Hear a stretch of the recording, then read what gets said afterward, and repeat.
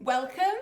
So today we are talking about how supermums do it all, part 2, where we're going to be talking about productivity and time management. If you're new here, welcome. My name's Dr. Gemma Elizabeth and I am a homeschooling mum of 3 in the UK, and I'm the founder of ourmuslimhomeschool.com. And in these weekly broadcasts I talk to mothers and find ways that mothers can make positive and lasting changes in their lives that will empower them. And we talk about homeschooling, we talk about parenting. So I'm so glad that you're here to join us today, and that goes live every week on Sundays at 10 a.m. on Facebook and Instagram. Hi Alia, I'm so glad you could join us. Assalamu alaikum. So, a few weeks ago I asked you guys, before I talked to you about how supermums do it all, and we talked about the importance of building a support network, the importance of asking for help. And I just want to hear back from you guys while everyone's logging on and everyone's joining us, if you have taken any steps. Have you guys, if you saw that video, then let me know and just tap the screen and give us a little heart or give me a comment to let me know that you saw that video. And if you've made any changes, I really want to hear about the changes that you've made in your life to get help and to get the support that you need. Or maybe you've simplified your life, because that's what I've done. So since the last time we spoke about how Supermum does it all, it actually got me thinking, because these videos really do help me as well. I'm talking to myself as well as all of you. Hi guys, I'm so glad you could make it. Walaikum salam. So what I've done since we last spoke about how Supermum does it all is, you will have noticed that I sold all the books on my shop. I cleared out my shop completely. And I am so grateful to all the customers that bought from me in the past. But what I realized on reflection was that it was draining my energy to do that shop, to run that as well as homeschool, as well as do the blogging, as well as do all the other stuff I do. It didn't bring me joy. It was taking energy away from more important things in my life. And so what I did since we last spoke about how Supermum does it all is that I closed down my shop. And I'd love to hear from you guys how you have changed things in your life as well. But the conversation we're going to have today is part 2. Part 2 is going to be talking about time management, how Supermum does it all in terms of time management and productivity. And I am no expert in this, but I have made some really big strides in this area of my life. I've made some progress, I feel, and I want to talk about that today and share that with you. Oh, it's great to see so many of you here. I'm so pleased. So this was actually a request from one of my lovely long-term subscribers on YouTube to do a follow-up from part 1. So that's why we're doing this video. So if any of you ever have any requests for videos that you want me to do, that you want to see, let me know. Please let me know. Send in your requests to me on Instagram, and let me know what you would like me to make videos of. So this is actually a request, this video. Right, I'm just having a look at my notes, make sure I don't miss anything out. Right.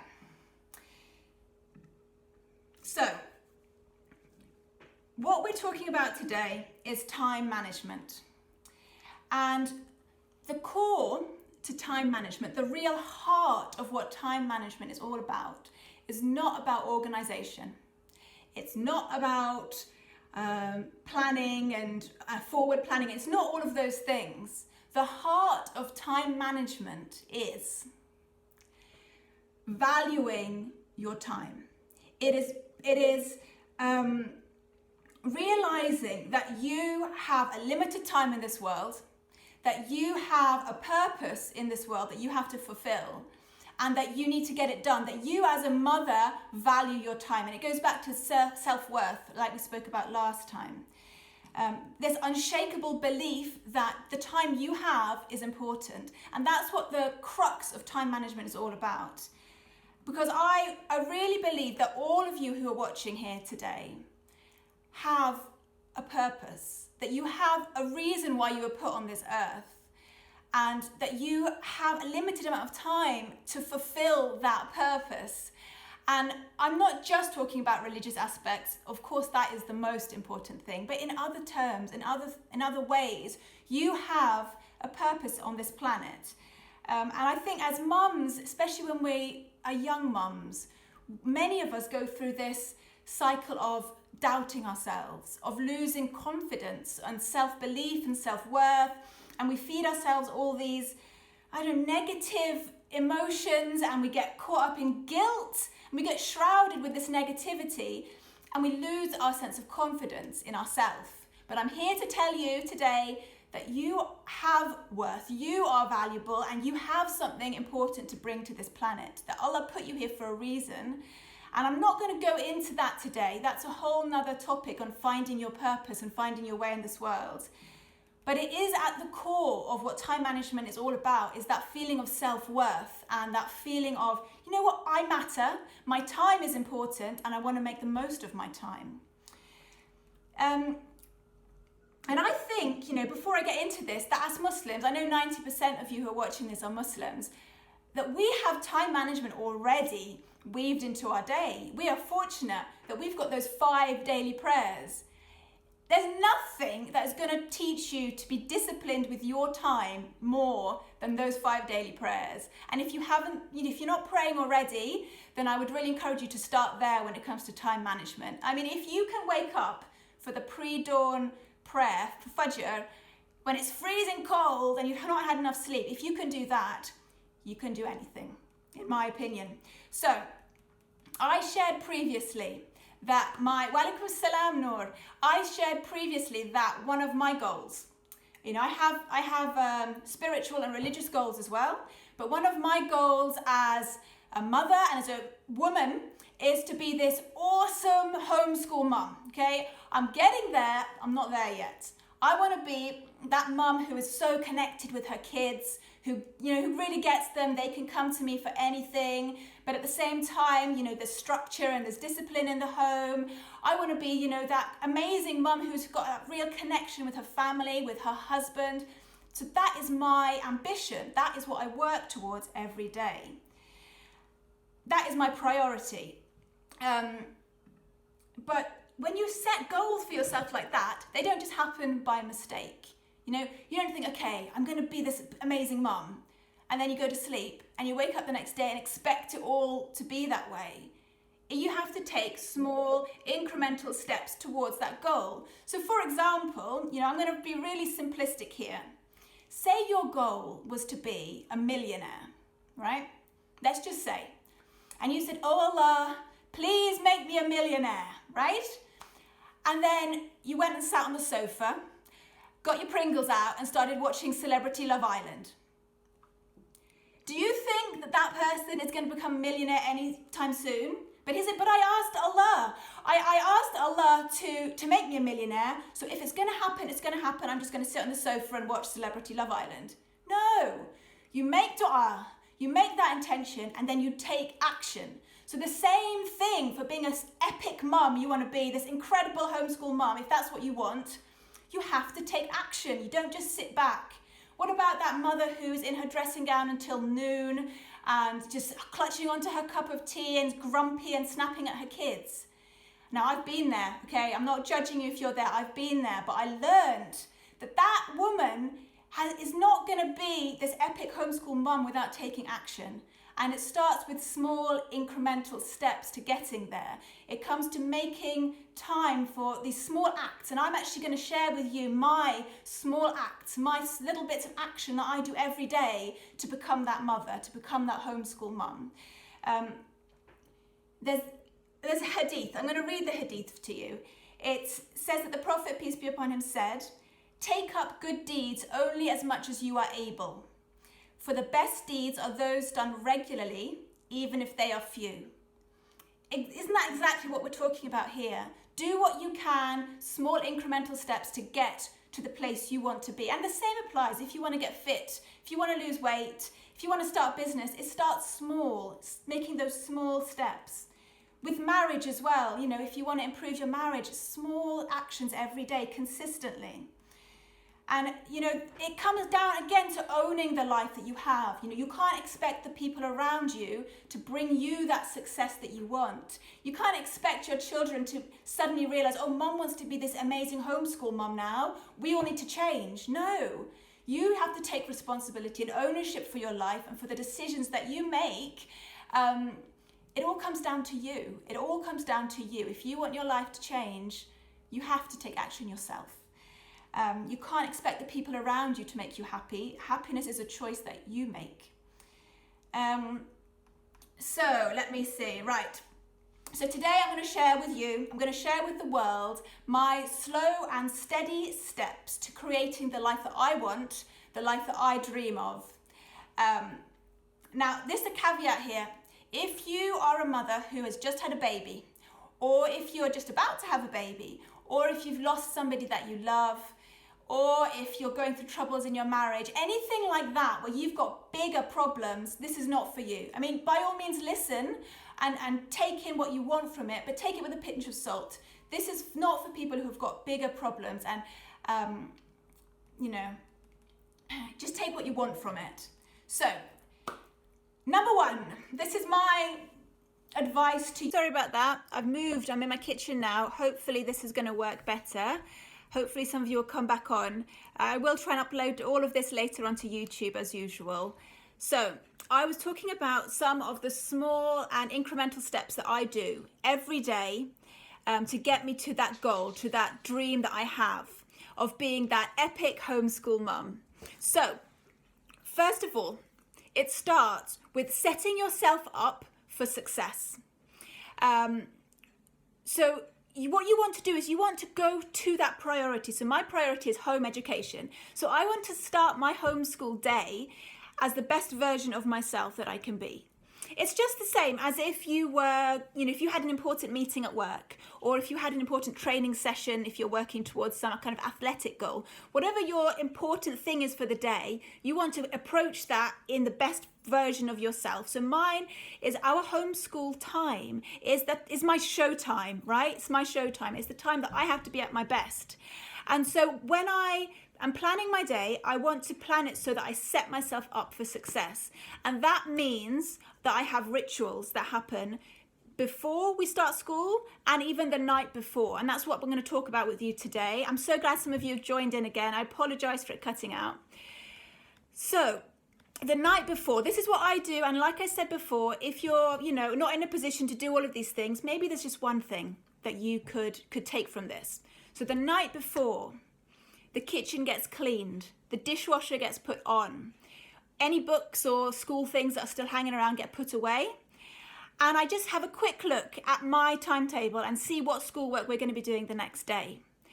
I personally will always make sure that my screens are off, preferably at least an hour before I go to bed, because it affects my sleep, it affects my mood. If I'm going to bed looking at the news feed and it's all that negativity, or Facebook and all that noise, that you get from social media. So an hour before bed, screens have to be off. I don't do any of that.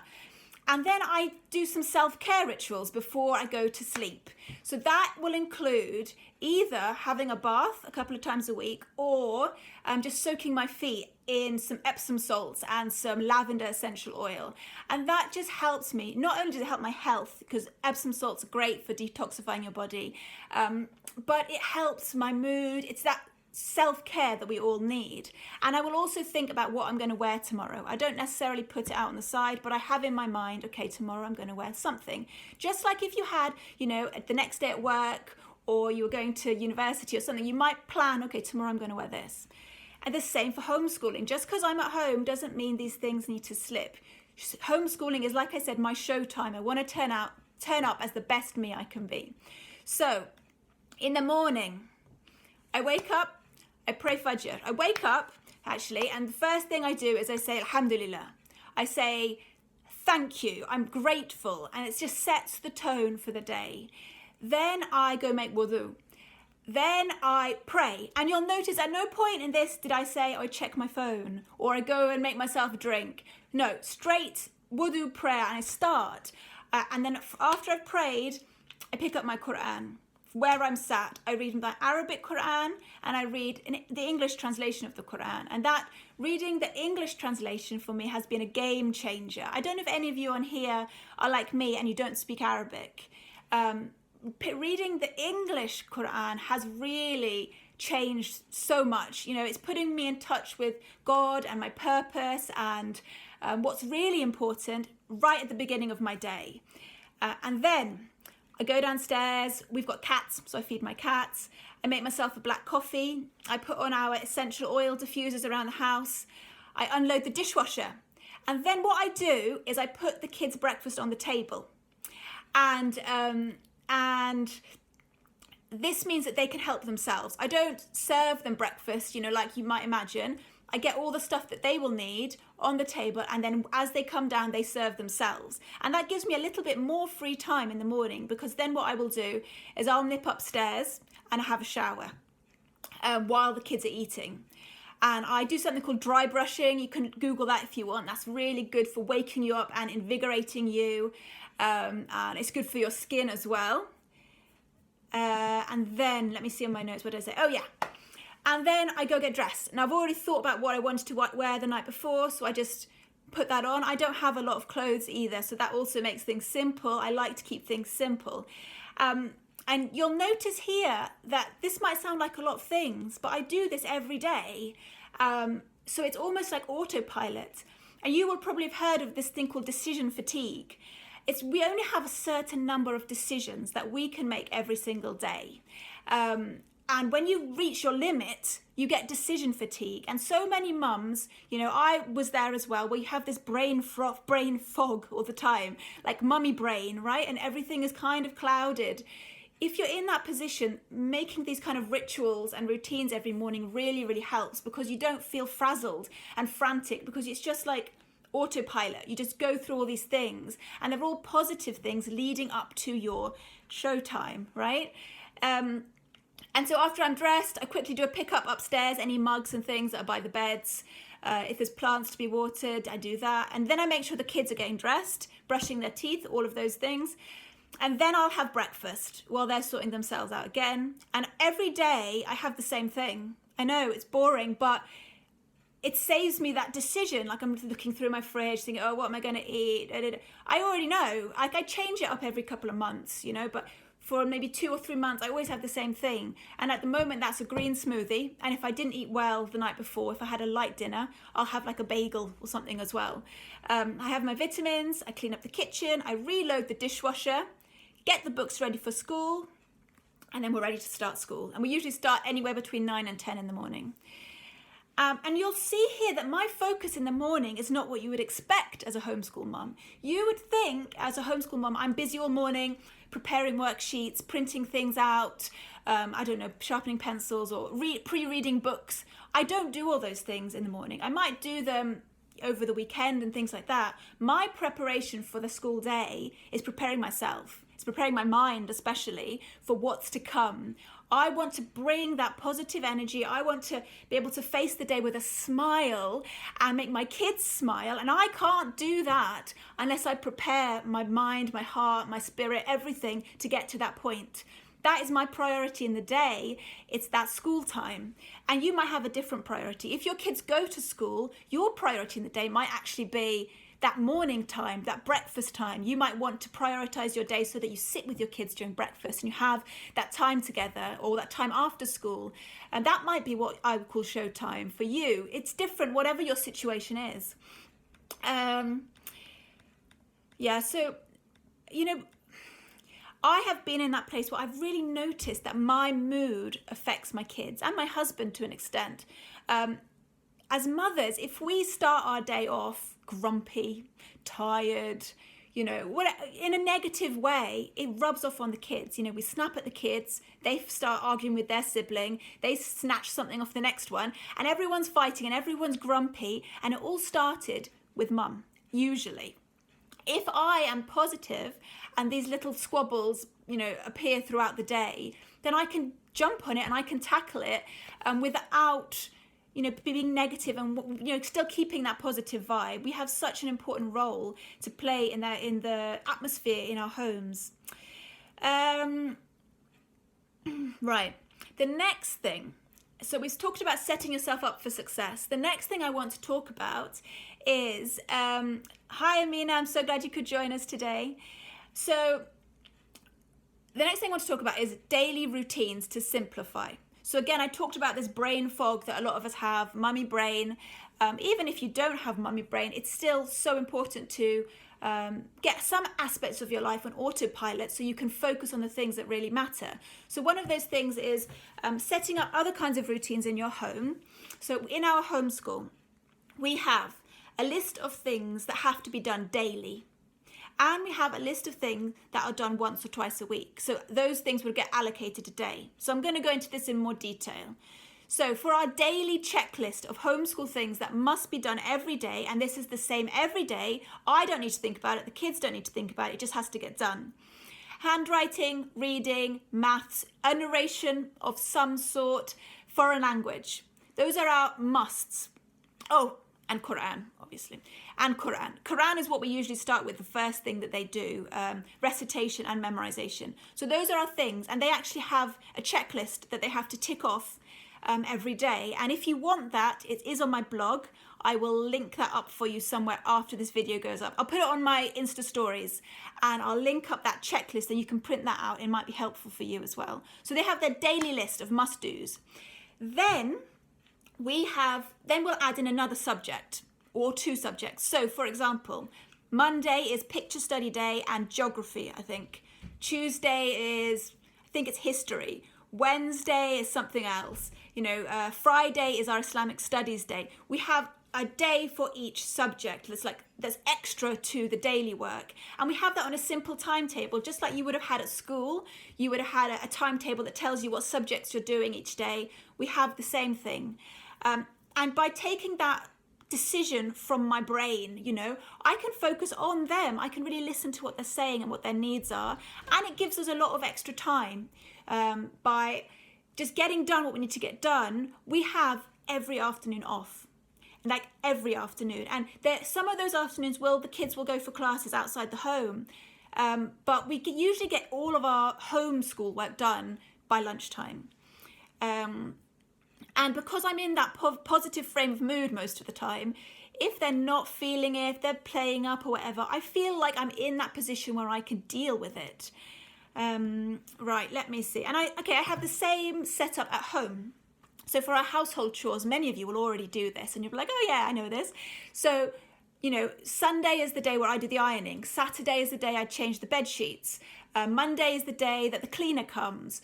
Friday is the day I take the car to the car wash. I have days allocated for the things that don't need to be done daily, but I also have a daily must-do list. So my daily list in our house is load the dishwasher.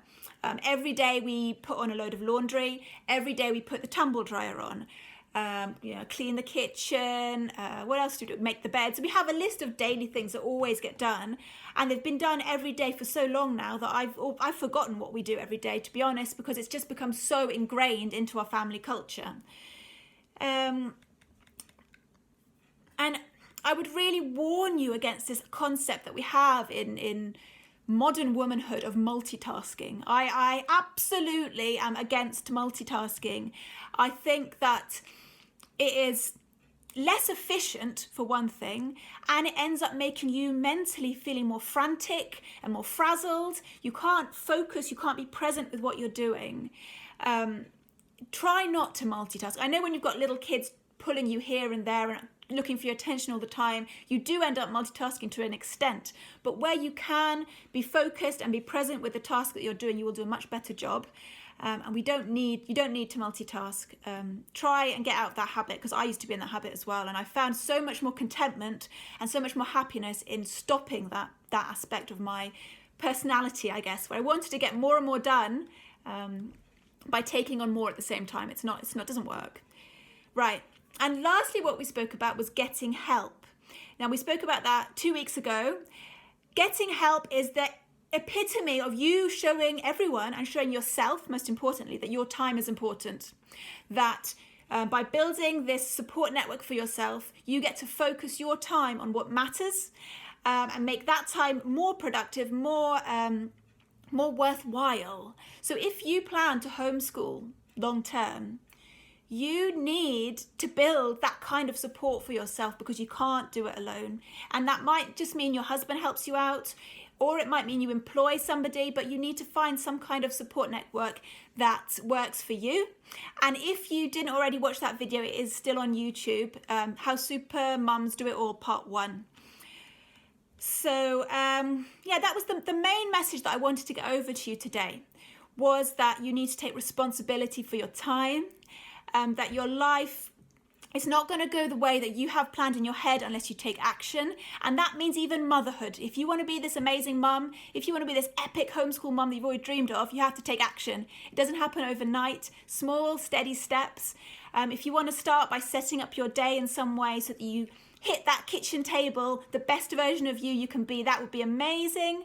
But small, steady steps every day or every week will get you there. And if it doesn't get you there, then Allah will guide you to somewhere even better.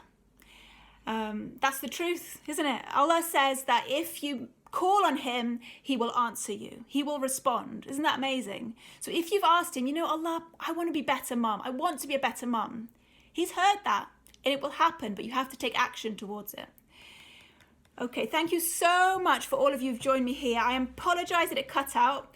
I guess the signal in my office is not very good. It seems to be better here in the kitchen. I might just carry on doing it here in the future. If you've got any questions, please pop them for me now in the comments. I'm going to have a little scroll through and see what's going on. Oh, alhamdulillah, there's a lot of you guys come on. That's great.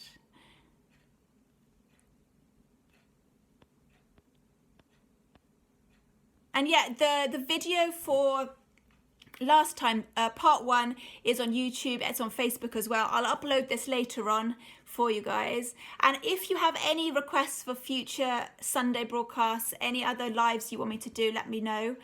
Assalamu alaikum.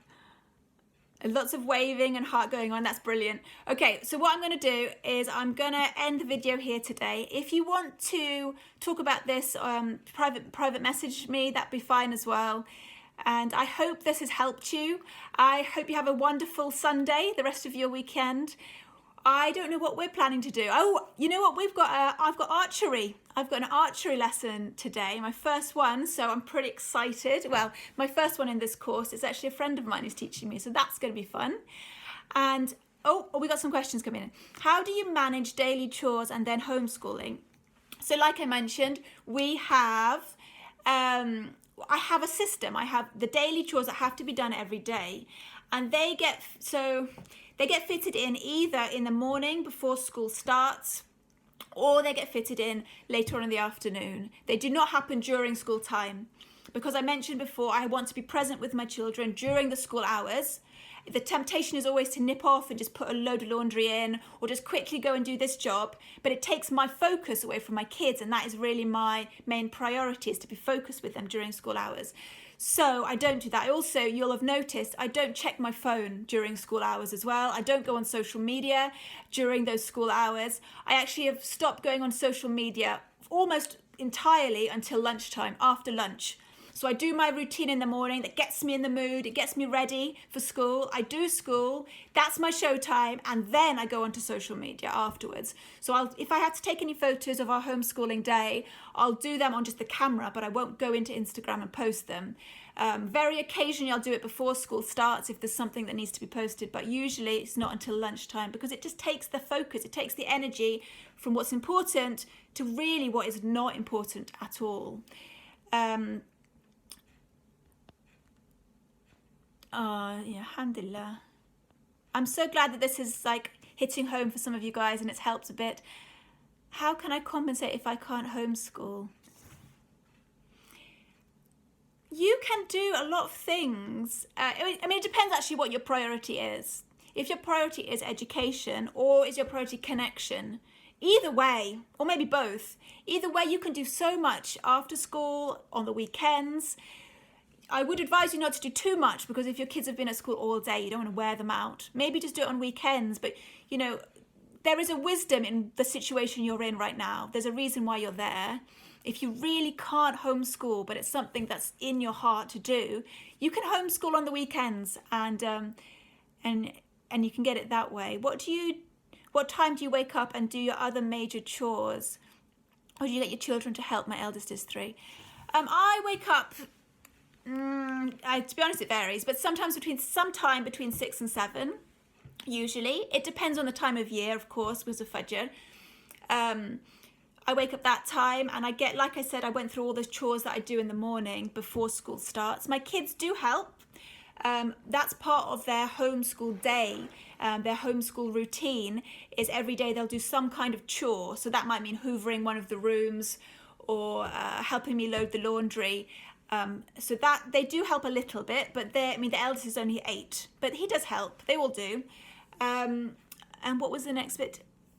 The majority of the chores. Yeah, and also I've mentioned on the last Supermum video that I do have a cleaner. So she does a deep clean of my house once a week. So she comes on a Monday and deep cleans everything so it's ready for the school week, which is brilliant. And the rest of the cleaning will get done maybe in the afternoon after school's finished. To be honest, by having these routines in place, I don't have big days where I have loads of stuff to do because every job has a day. So on that day, I will say, okay, today is the day I do the ironing. So I'll do the ironing just on that day. And it works for us, alhamdulillah. It's harder when you've got smaller kids and there's more mess, though, to be fair. I understand that. Okay, I think that's all the questions. Alhamdulillah. All right, I'm so glad that this has been helpful to you. This will be uploaded again onto YouTube later on. Thank you so much for watching. I hope you guys have a great rest of your weekend. Assalamu alaikum. Bye.